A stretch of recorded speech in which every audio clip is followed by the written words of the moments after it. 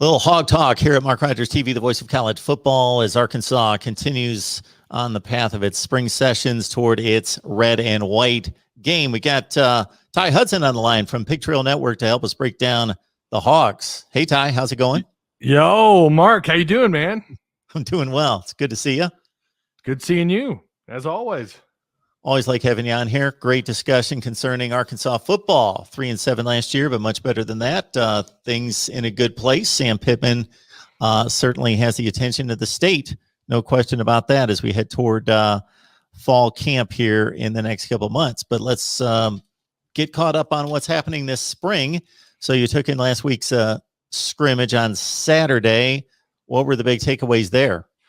Well, it was not super eventful on the offensive side. I know Hog fans, they just want they want some life from the offense, and it was something last year. It was so mostly down. The beginning of the year, defense really took care of all the hard work, and really you could say the defense is why you won a few games, the 3 games that you won, but the offense obviously kicked in eventually. And I think, fans really wanted something from the offensive end in the spring scrimmage. And I had to remind people, I've talked to a few family members since going to that scrimmage, like, look, it is just scrimmage. Like, hold on. This is only the second scrimmage. We still got the rest of spring camp and fall camp, voluntary summer workouts, voluntary air quotations there. We got a long ways to go. So no need to overreact. But yeah, the offense was not stellar. It looked like KJ Jefferson and Malik Hornsby, both the 1 and 2 quarterbacks, were not in sync with the wideouts outside of one really nice throw from KJ Jefferson to Mike Woods, 75-yard touchdown. It was a beautiful throw. It hit Mike Woods in stride. And I know a lot of Hog fans obviously are aware of who he is, but some fans who aren't familiar with him, he ended up being one of the better deep threat receivers, not just in the SEC West, but in all the SEC. I mean, the guy was spectacular. Of course, it helps when you got someone like Felipe Franks with that big arm who has a pretty good ball placement on balls beyond 35 yards. That's always helpful. But Mike Woods just, he turns and burns. He can get downfield quick. He runs those fade and go routes beautifully. And he gets such great separation. And you saw that in the scrimmage. In fact, the University of Arkansas Twitter showed the video, and it was shared across social media. It was nice to see that. But other than that, there really just didn't seem to be a lot of, quarterback to receiver. I guess in this stage with year 2 going into Kendall Briles, you kind of wanted to see a little bit more pitch and catch, right? Like this with the talent that you have at the skill position from Treylon Burks, who's possibly a first-round draft pick, to Mike Woods, who I think will end up getting drafted. And Knox, who's been there now, this will be year 3. You kind of want to see, you want to see them. It should have looked a lot easier than it did. But, this first scrimmage, which I was not at, I was actually down in Florida. KJ, and I think both him and Malik Hornsby looked a lot better. But in this one, they just weren't in sync. Sam Pittman talked about after the scrimmage, he was talking with the media, and he had stated that, some of the team they were given their shots, the COVID-19 shots, and he thought maybe that might have played a role into the fact that there wasn't a whole lot of energy from the offense. But not a lot of what you expect to see with Kendall Briles, offensive coordinator, with his offense. Again, it's just second scrimmage. And also, this is, for someone like Sam Pittman, this is his very first spring camp as a head football coach. I think people need to remember that. Like, we're still kind of going through the motions a little bit. Yeah, people definitely want to see connection in the passing game. It's exciting. It produces points. Obviously, it's become a passing-oriented game in the last several years in college football. But if there's not going to be connections made in the passing game, you want it because there's defensive pressure on the quarterback, or there's pass breakups downfield. Not that wide receivers were open by 4 yards and the quarterbacks just missed them continually, or they were dropped passes, that there was defense to limit some of that passing offense. So did we legitimately see anything, do you think, out of the defense? Well, so it was kind of later on. They were practicing, I think it was when they were practicing situationals, and they had Treylon Burks run a fade down the sidelines. Arkansas, some people may have forgotten about this young man, Trent Gordon, 5'11", 185 pounds corner out of Penn State, just transferred here, was toe-to-toe, ran down the sidelines with Treylon Burks. Again, you're talking about a possible first-round receiver, and this isn't, Burks is a 6'3.5", 235-pound horse. It's like trying to cover a horse. I was really impressed with Trent Gordon on that, defending that route. And I don't know that he stood out much during the spring. I think that was technically practice number 9. I think they're allowed, you may know about this more than I do, I think they're allowed 16 spring practices. Maybe that varies conference to conference. Yes. But I was pretty impressed by that. And there were some moments there where the defense was making plays, and you have to give them credit. Jalen Catalon had a couple of moments. He had a big hit there early on in the scrimmage. There was a 75-yard run by TJ Hammonds, and I think that was just a missed assignment by one of the linebackers. But outside of those two plays, and again, the Mike Woods pass that I was talking about earlier was actually called back because they had a flag on the play. I think it was an illegal man downfield. But overall, I thought it was a defensive favored scrimmage. The tempo definitely favored them. Bumper Poole and Morgan, who I didn't notice Poole out there quite a bit. He's an all-conference caliber linebacker. You got Morgan out there, who's an All-American. Catalon, who's an All-American. A guy that also stood out, who is working his way into rotation last year. Actually, he's working his way into the ones. Last year, he was a rotating guy. Simeon Blair.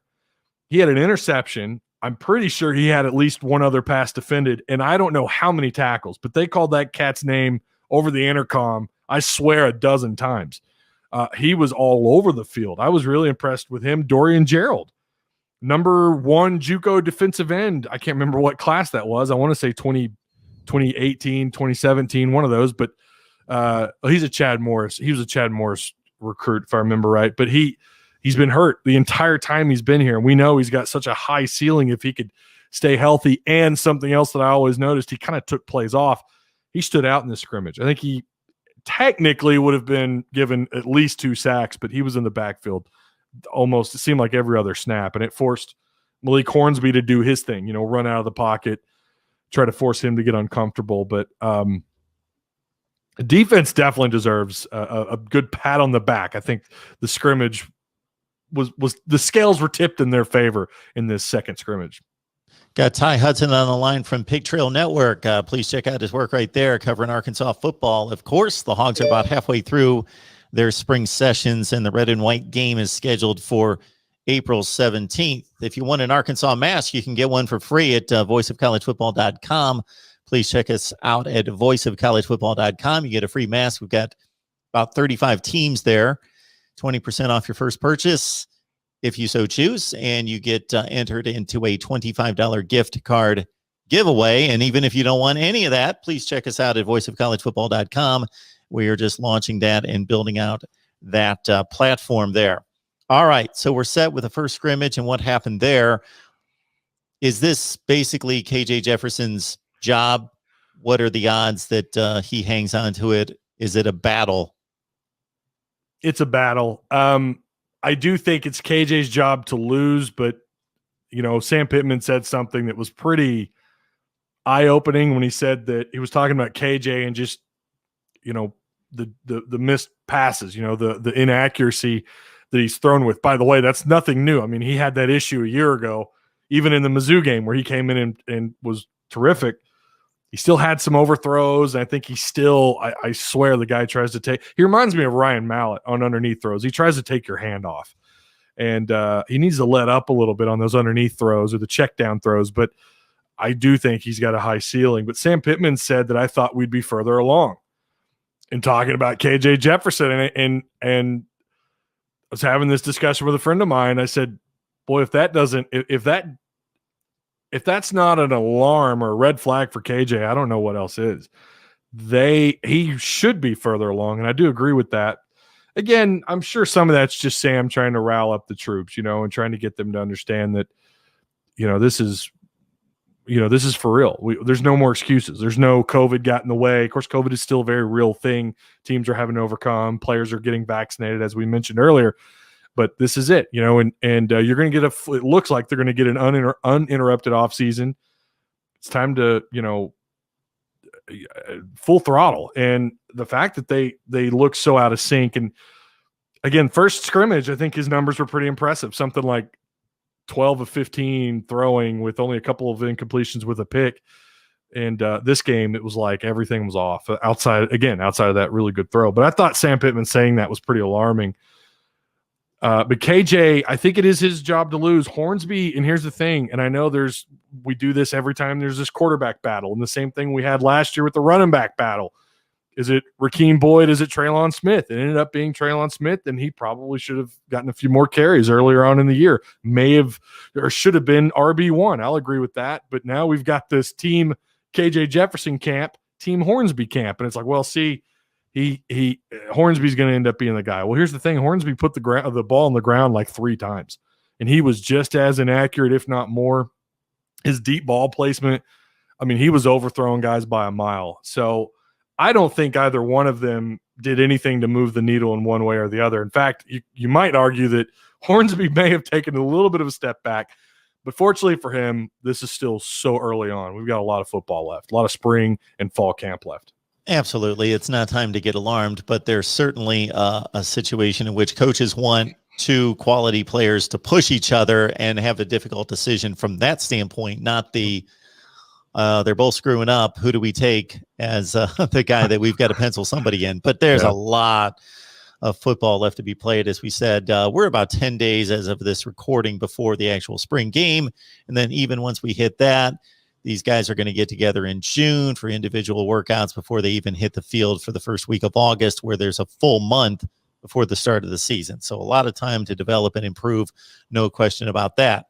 No. That said, what are we looking for on April 15th? April 17th, sorry.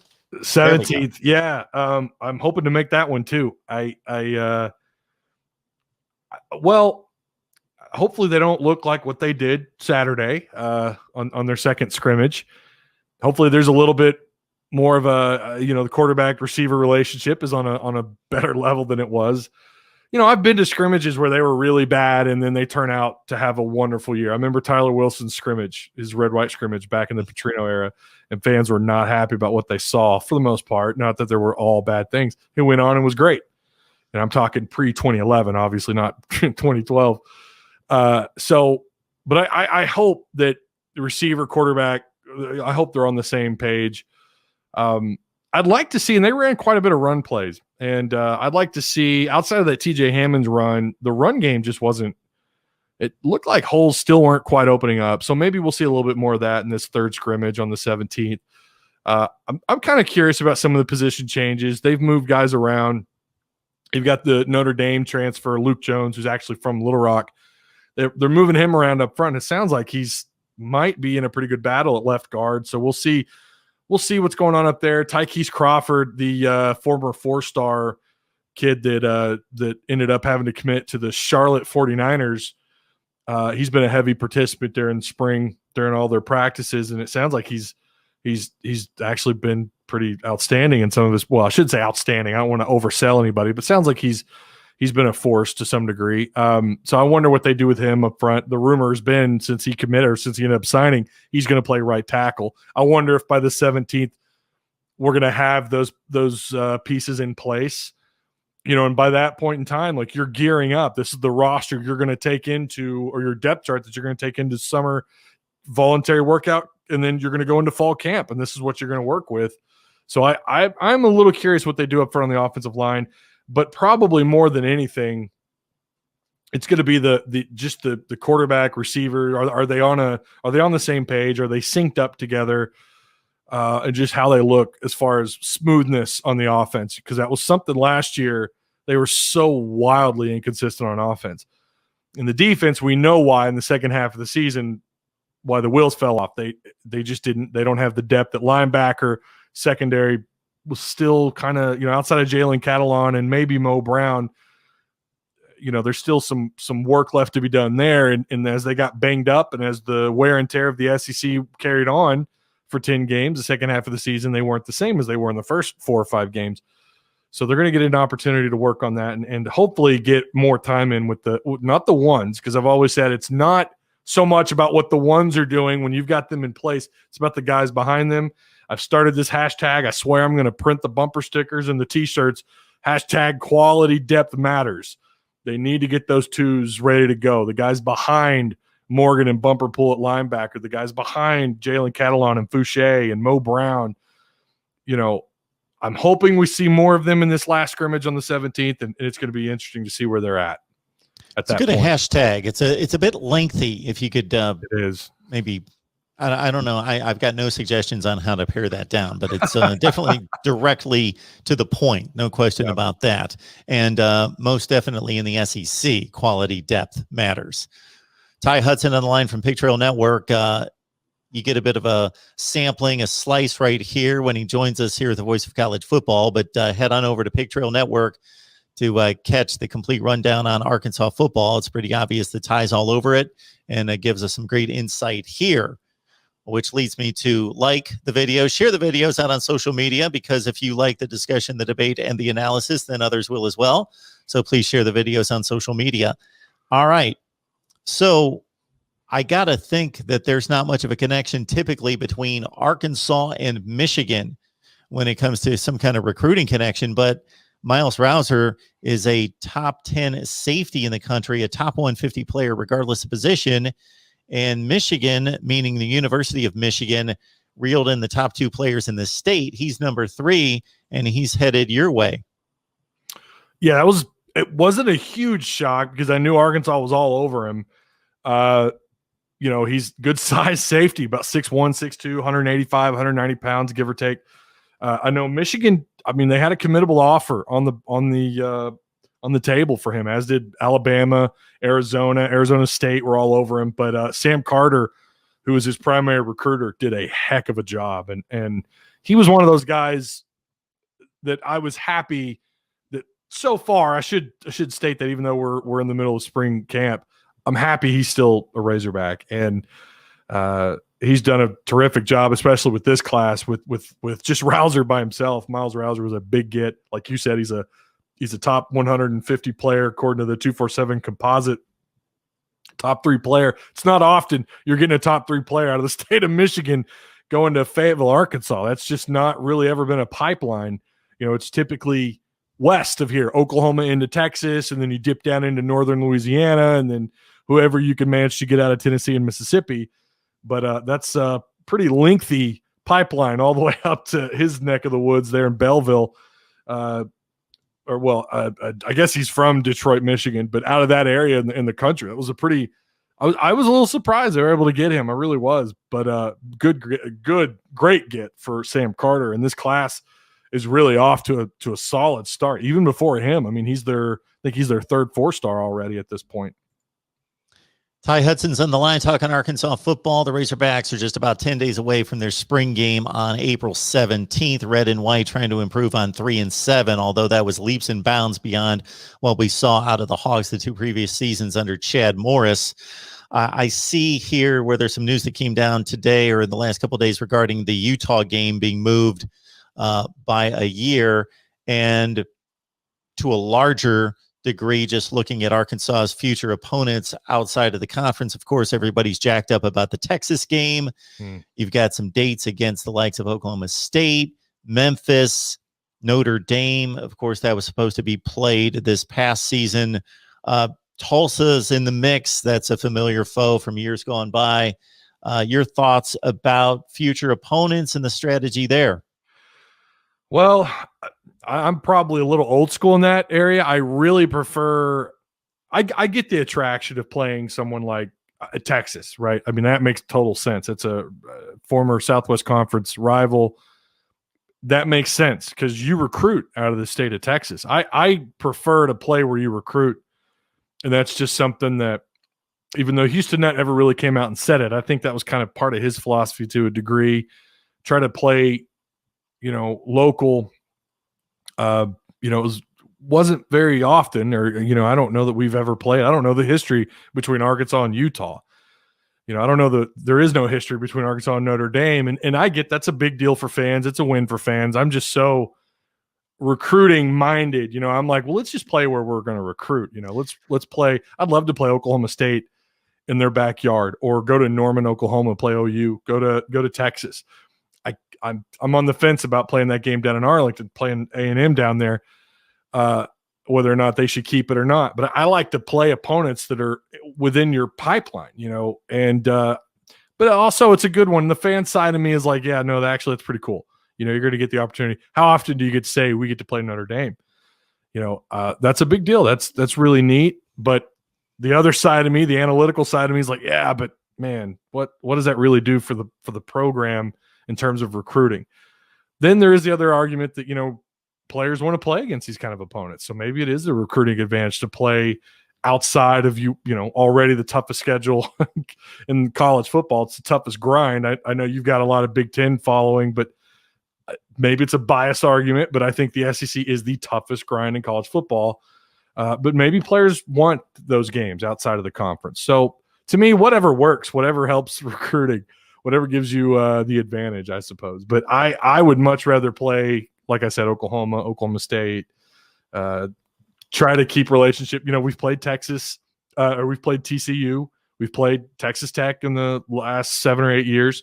I like that idea. Brett Bielema, that was something that he wanted to do too, was stay in that state. And I think that was a pretty smart approach, until he burned his bridges with the state. But I'd prefer that they would keep it local, or at least within, the states around you to some degree. But it just, whatever helps with, I guess, I know that network deals matter, and TV, people watching the games matter. And that's obviously some revenue you don't want to miss out on. I understand that too. The SEC is the best conference. That's my opinion, and I think it's pretty able to substantiate that. I don't think there's difficulty in doing that. Therefore, it becomes the most difficult grind, especially when you're playing in the tougher of the two divisions. The scheduling formula is generally for a school like Arkansas to play one Power 5 out of the 4 non-conference games, and the other games are generally group of 5 or maybe an FCS every so often. So based on your approach and what you would like to see them do, I think Notre Dame's a different deal. They're one of a few schools across the country where I think you take that opportunity because, like you say, even though it's not where you recruit, Indiana, Notre Dame's really not about being in Indiana. It's just a different deal to a certain extent. But taking your Texas approach, the Texas game matters. Like you say, there was a home and home with Texas Tech and TCU in the past 6 to 7 years. Do you go not just Baylor in that conference, but the group of 5s that you fill in, go after Houston, go after SMU, try to pick those up, and you stay in Texas and Oklahoma to a large extent?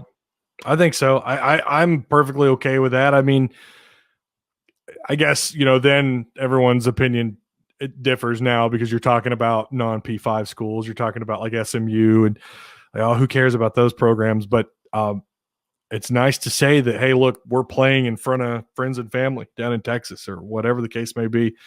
Of course, a lot of those games, you'd have to leave the state to play anyways. So maybe you keep SMU at home, but maybe you could schedule, like you said, a Baylor, bring Texas Tech back. I really like that Texas Tech and TCU series. I thought those were both really fun games. The fans loved it. Kind of brought back old school fans like my dad, my uncles, and other older family members thinking about the old Southwest Conference days and getting a chance to take those opponents on again. Of course, like you mentioned, we have Texas coming up this year. We also have Rice to kick things off with in 2021. So you're going to get a little bit of that feeling back of the old Southwest Conference, which in its time was a pretty solid conference. But yeah, I'm so analytical about that stuff. I want every recruiting advantage you can get, and I think the approach of play where you recruit where you play is pivotal when you're going outside of the state of Arkansas. You need every advantage you can get because there's only 3 million people in the state of Arkansas. We're mostly rural. I mean, I just got done driving all through South Arkansas coming up from Florida.